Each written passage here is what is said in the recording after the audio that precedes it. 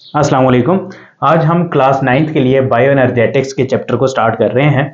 तो सबसे पहले बायो एनर्जेटिक्स की टर्म को समझते हैं। बायो एनर्जेटिक्स एक बायोलॉजी की ऐसी ब्रांच है जिसके अंदर हम एनर्जी के फ्लो और ट्रांसफॉर्मेशन को समझते हैं। किसके अंदर? लिविंग ऑर्गेनिजम्स के अंदर।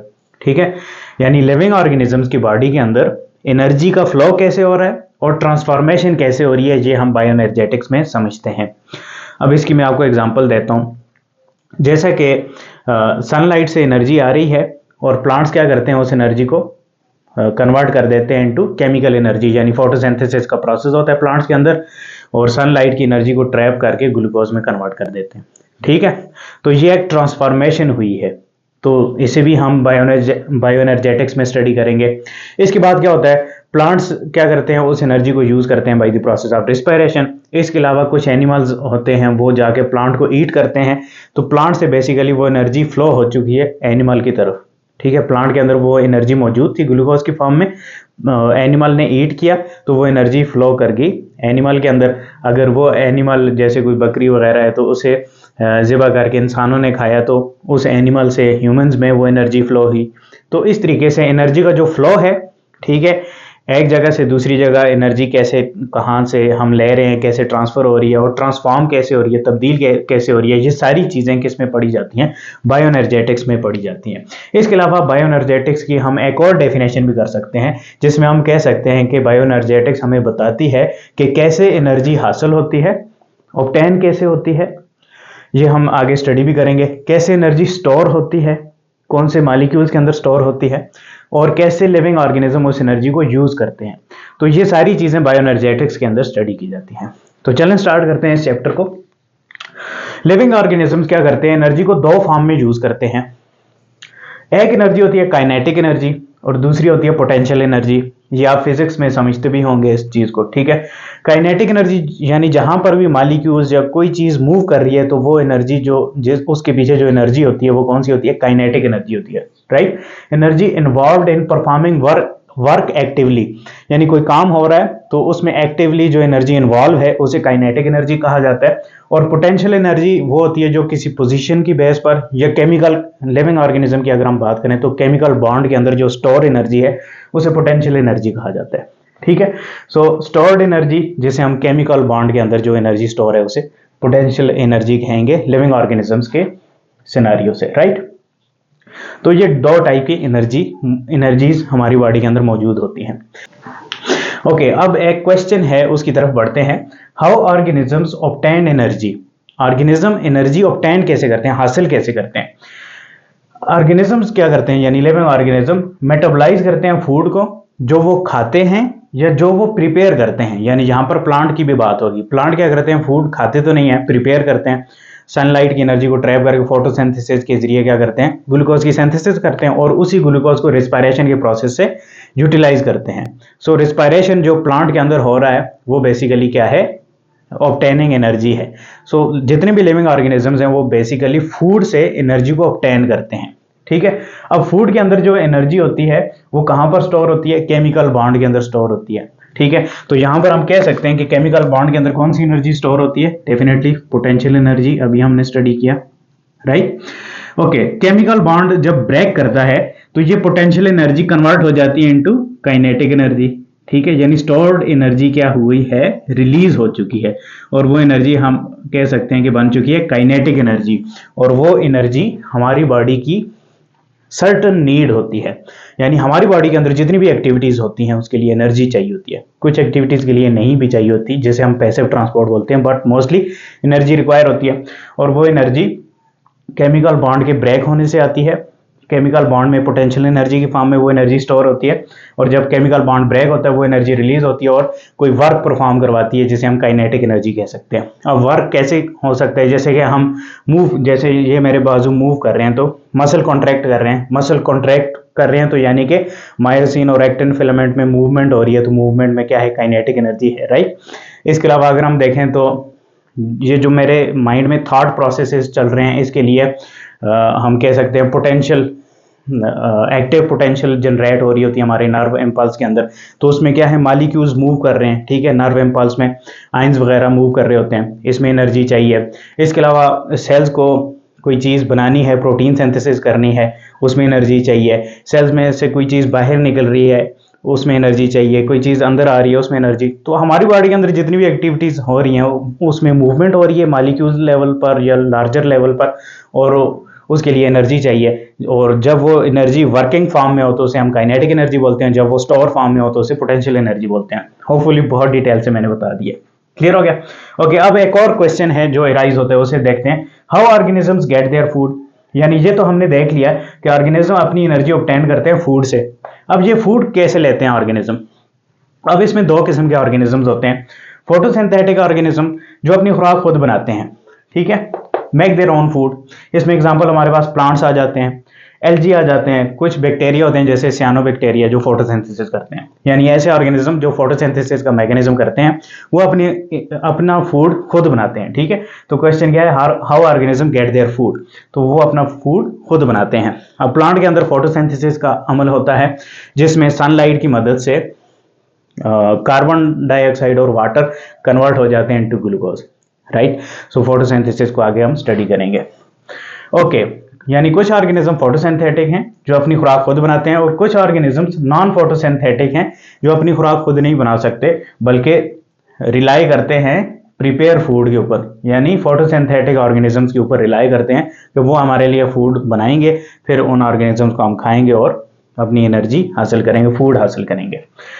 नॉन फोटोसिंथेटिक ऑर्गेनिजम्स के अंदर हमारे पास एनिमल्स आ जाते हैं, ह्यूमंस भी इसमें एग्जांपल आ जाती है, फंजाई आ जाते हैं जो कि प्लांट की तरह लगते हैं, उगते हैं, लेकिन ये होते क्या हैं, नॉन फोटोसिंथेटिक होते हैं। और बैक्टीरिया, बहुत सारे टाइप के बैक्टीरिया ऐसे हैं जो नॉन फोटोसिंथेटिक हैं, क्लियर हो गया। इसके अलावा प्रोटिस्ट वगैरह भी आ जाते हैं। ओके, अब जरा आगे बढ़ते हैं। नेक्स्ट टॉपिक है ऑक्सीडेशन रिडक्शन रिएक्शन। यानी ये जो केमिकल बॉन्ड की बात हुई, ये जो ब्रेक हो रहा है, तो इसमें जो रिएक्शंस इन्वॉल्व होते हैं ना, उन्हें हम ऑक्सीडेशन रिडक्शन रिएक्शन बोलते हैं। इन शॉर्ट इसे रिडॉक्स रिएक्शन भी कहा जाता है, क्लियर है। अब ऑक्सीडेशन और रिडक्शन को जरा डिफाइन कर लेते हैं कि ऑक्सीडेशन क्या होती है और रिडक्शन क्या होता है। ऑक्सीडेशन की दो डेफिनेशन आपने याद कर लेनी है, वैसे तीन होती हैं लेकिन इस चैप्टर के लिहाज से आपने दो डेफिनेशन याद कर लेनी है। पहली डेफिनेशन है ऑक्सीडेशन की, loss of electrons bye an atom और मॉलिक्यूल्स। यानी जब कोई एटम या मॉलिक्यूल इलेक्ट्रॉन लॉस करता है तो ऑक्सीडेशन का मैकेनिज्म होता है। इसके अलावा लॉस ऑफ हाइड्रोजन एटम, यानी जब कोई मॉलिक्यूल हाइड्रोजन एटम को लॉस करता है तो इस मैकेनिज्म को भी ऑक्सीडेशन कहा जाता है। अब लॉस ऑफ हाइड्रोजन, बेसिकली इसे समझ लेते हैं, ये एक हाइड्रोजन है और हाइड्रोजन के पास हमें पता है एक प्रोटॉन होता है और एक इलेक्ट्रॉन होता है, ठीक है। सो जब ये हाइड्रोजन एटम लॉस होगा तो बेसिकली एक इलेक्ट्रॉन लॉस हो रहा है, ठीक है। और जब इलेक्ट्रॉन लॉस होता है तो हम बोलते हैं उस मैकेनिज्म को ऑक्सीडेशन बोलते हैं। यानी loss of electron by an atom और मॉलिक्यूल ऑक्सीडेशन होता है, और जब लॉस ऑफ हाइड्रोजन होगा तो बेसिकली इलेक्ट्रॉन लॉस हो रहा है, ठीक है, तो इस मैकेनिज्म को भी ऑक्सीडेशन बोलेंगे, क्लियर हो गया। अब रिडक्शन इसके ऑपोजिट है। रिडक्शन में क्या होता है, gain of electron by an atom and molecule. जब कोई मॉलिक्यूल इलेक्ट्रॉन को गेन कर लेता है इसे रिडक्शन बोलते हैं, या कोई मॉलिक्यूल हाइड्रोजन एटम को गेन कर लेता है इसे भी रिडक्शन बोलते हैं। अब इन दोनों रिएक्शंस में होता क्या है कि जब ऑक्सीडेशन हो रही होती है तो लॉस ऑफ एनर्जी देखने को मिलती है, ठीक है। यानी जब इलेक्ट्रॉन निकल रहा है किसी एटम या मॉलिक्यूल से तो क्या हो रहा है, एनर्जी रिलीज करके निकल रहा है, ये आपने याद रख लेना। ओके, रिडक्शन में क्या होता है, यानी जब इलेक्ट्रॉन किसी दूसरे मॉलिक्यूल के पास जाता है, रिडक्शन का मैकेनिज्म हुआ, तो उस इलेक्ट्रॉन की जो एनर्जी है वो दूसरे मॉलिक्यूल गेन कर लेता है। सो रिडक्शन को हम गेन ऑफ एनर्जी भी कह सकते हैं और ऑक्सीडेशन को लॉस ऑफ एनर्जी भी कह सकते हैं। ये चीजें मजीद आपको क्लेरिफाई होती जाएंगी जैसे जैसे आगे हम पढ़ते जाएंगे। ओके,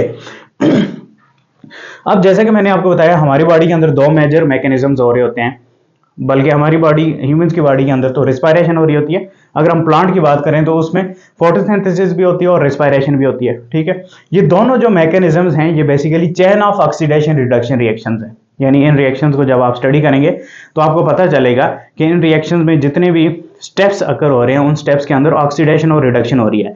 यानी एक मॉलिक्यूल क्या कर रहा है, इलेक्ट्रॉन को गेन कर रहा है या हाइड्रोजन को गेन कर रहा है, एक हाइड्रोजन को लॉस कर रहा है या इलेक्ट्रॉन को लॉस कर रहा है। यही मैकेनिज्म चल रहे हैं और रिएक्शन आगे बढ़ रहे हैं, ठीक है। और इसी दौरान क्या होता है, जब लॉस ऑफ इलेक्ट्रॉन ऑक्सीडेशन हो रही है तो उसकी एनर्जी यूटिलाइज होती है और एटीपी बनता है। अब एटीपी क्या है इसे समझते हैं।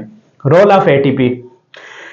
एटीपी याद रखिए लिविंग ऑर्गेनिजम्स की बॉडी के अंदर एनर्जी करेंसी है, या लिविंग सेल्स के लिए एनर्जी करेंसी है। अब एनर्जी करेंसी की एग्जांपल मैं आपको ऐसे दे सकता हूं कि जैसे कोई व्हीकल है, गाड़ी है, उसको ड्राइव करने के लिए पेट्रोल, अगर वो पेट्रोल इंजन वाली है तो पेट्रोल की जरूरत पड़ेगी। सो उसकी एनर्जी करेंसी क्या होगी? पेट्रोल होगी। ठीक है, पेट्रोल नहीं होगा तो वो गाड़ी नहीं चलेगी, राइट। इसी तरीके से अगर सीएनजी पर चलती है तो सीएनजी उसके लिए एनर्जी करेंसी है। डीजल पर चलती है वो गाड़ी, डीजल एनर्जी करेंसी है। तो हमारी बॉडी के अंदर जो एनर्जी है वो एनर्जी करेंसी क्या है? एटीपी का मॉलिक्यूल है। ठीक है, अब क्वेश्चन ये राइज होता है कि एटीपी का ही मॉलिक्यूल क्यों? यानी ग्लूकोज के अंदर हमें पता है एनर्जी स्टोर है, तो ग्लूकोज की एनर्जी डायरेक्टली क्यों नहीं यूज हो जाती? तो इसका आंसर ये है कि एटीपी एक बहुत छोटा मॉलिक्यूल है ग्लूकोज के निस्बत, और ये एक इंस्टेंटली ब्रेक होने वाला मॉलिक्यूल है। यानी हमारी बॉडी इस मॉलिक्यूल को ही रिकॉग्नाइज करती है और तोड़ने की कोशिश करती है, क्योंकि ये बहुत आसानी से हमारी बॉडी इसे तोड़ देती है और इसके अंदर जो एनर्जी केमिकल बॉन्ड में स्टोर होती है उसे यूटिलाइज कर लेती है एक्टिवली वर्क परफॉर्म करने के लिए। क्लियर हो गया? सो एटीपी को मजीद समझते हैं। एटीपी है क्या? एटीपी को हम कह सकते हैं एडिनोसिन ट्राइफॉस्फेट। ठीक है, ऐसे एडिनोसिन, टी से ट्राई एंड पी से फॉस्फेट। अब इस मॉलिक्यूल की जब हम स्ट्रक्चर देखते हैं तो हमें पता चलता है इस मॉलिक्यूल में 3 मेजर मॉलिक्यूल्स शामिल हैं, हम कह सकते हैं। इसमें पहला मॉलिक्यूल हमें देखने को मिलता है राइबोज शुगर। ठीक है, 5 कार्बन शुगर होता है, 1 2 3 4 और 5वां इधर लगा होता है। ठीक है, 5 कार्बन शुगर होता है और ये डीऑक्सीराइबोज नहीं होता, राइबोज शुगर होता है। यानी डीएनए की अगर हम बात करें तो वहां पर डीऑक्सीराइबोज शुगर होता है, उसमें एक और ऑक्सीजन रिमूव होती है। ठीक है, वो आगे डीएनए में आप स्टडी करेंगे। सो ये एक शुगर का मॉलिक्यूल है और इसकी एक साइड पर नाइट्रोजिनस बेस लगी होती है। ठीक है, ये एक और यानी स्ट्रक्चर है, मॉलिक्यूल है जिसे नाइट्रोजिनस बेस कहा जाता है। नाइट्रोजिनस बेस इसलिए, इस स्ट्रक्चर को इसलिए कहा जाता है कि इसमें नाइट्रोजन के बहुत सारे एलिमेंट्स आपको देखने को मिलेंगे। ठीक है, और ये जो नाइट्रोजिनस बेस है इसका नाम है एडेनिन। ठीक है, यही नाइट्रोजनस बेस आपको डीएनए और आरएनए में भी देखने को मिलती है। ओके, अब इस साइड पर आते हैं तो हमें फास्फेट ग्रुप देखने को मिलते हैं। और कितने फास्फेट ग्रुप हैं? 1 2 3 फास्फेट ग्रुप मौजूद होते हैं। सो ये एक एटीपी की स्ट्रक्चर है। ठीक है, जिसमें एक राइबोज शुगर है, एक एडेनिन का मॉलिक्यूल है जिसे नाइट्रोजनस बेस हम कह सकते हैं, और 3 फास्फेट के ग्रुप हैं। तो इस पूरी स्ट्रक्चर को एटीपी एडिनोसिन ट्राइफॉस्फेट कहा जाता है। ठीक है, अच्छा, एटीपी के अंदर जो एनर्जी स्टोर होती है वो इन फास्फेट ग्रुप्स के अंदर मौजूद होती है। यानी एक फास्फेट ग्रुप दूसरे के साथ जो अटैच है ना, ये वाला जो बॉन्ड है ये हाई एनर्जी बॉन्ड है। ये बॉन्ड जब ब्रेक होगा तो क्या होगा? एनर्जी रिलीज होगी। यानी इसके अंदर क्या है? एनर्जी स्टोर हुई हुई है पोटेंशियल एनर्जी की फॉर्म में। ये जब टूटेगा तो एनर्जी रिलीज होगी और काइनेटिक एनर्जी यानी वर्क परफॉर्म करवाएगी हमारी बॉडी को, राइट। तो यहाँ पर 3 फास्फेट हैं, तो जब भी हमारी बॉडी कोई वर्क परफॉर्म करती है तो उसे एनर्जी जरूरत होती है, तो ये एटीपी का मॉलिक्यूल ब्रेक कर जाता है। ठीक है, ये बॉन्ड टूट जाता है और ये इस तरीके से रह जाता है, ये मॉलिक्यूल, ये फास्फेट निकल के चला जाता है। ठीक है, मैं ऐसे कह सकता हूँ, ये फास्फेट इधर आ चुका है। क्लियर हो गया? तो इस तरीके से ये जो बॉन्ड के अंदर एनर्जी स्टोर है वो यूटिलाइज कर लेता है हमारी बॉडी। क्लियर हो गया? ओके, अब जब एक बॉन्ड फास्फेट का टूटता है तो 7.3 किलो कैलोरी एनर्जी रिलीज होती है। 7.3 किलो कैलोरी एनर्जी रिलीज होती है एक फास्फेट या एक एटीपी का मॉलिक्यूल टूटने से, जिसमें बेसिकली एक फास्फेट ग्रुप टूट रहा होता है। ठीक है, ये वाला एक बॉन्ड टूटता है, 7.3 किलो कैलोरीज एनर्जी रिलीज होती है। ये एमसीक्यूज के लिए आपने याद रख लेना है। सो ये अगर हम केमिकल इक्वेशन को देखें तो कैसे होता है? ये एटीपी का मॉलिक्यूल है in the presence of water, ये टूटता है, डेफिनेटली एंजाइम वगैरह इन्वॉल्व होता है। तो जब ये टूटता है तो एडीपी बनता है, यानी एडिनोसिन डाइफॉस्फेट। ये फास्फेट ग्रुप 2 रह जाते हैं और साथ में ये जो फास्फेट है ये इनऑर्गेनिक होता है, यानी ये ऑर्गेनिक मॉलिक्यूल से हट चुका है, तो इसे फिर पीआई इनऑर्गेनिक फास्फेट लिखा जाता है। और साथ में 7.3 किलो कैलोरी एनर्जी रिलीज होती है। होपफुली यहाँ तक आपको समझ आया होगा। मिलते हैं नेक्स्ट वीडियो में, तब तक के लिए मुझे इजाजत दें। शुक्रिया, अल्लाह हाफिज।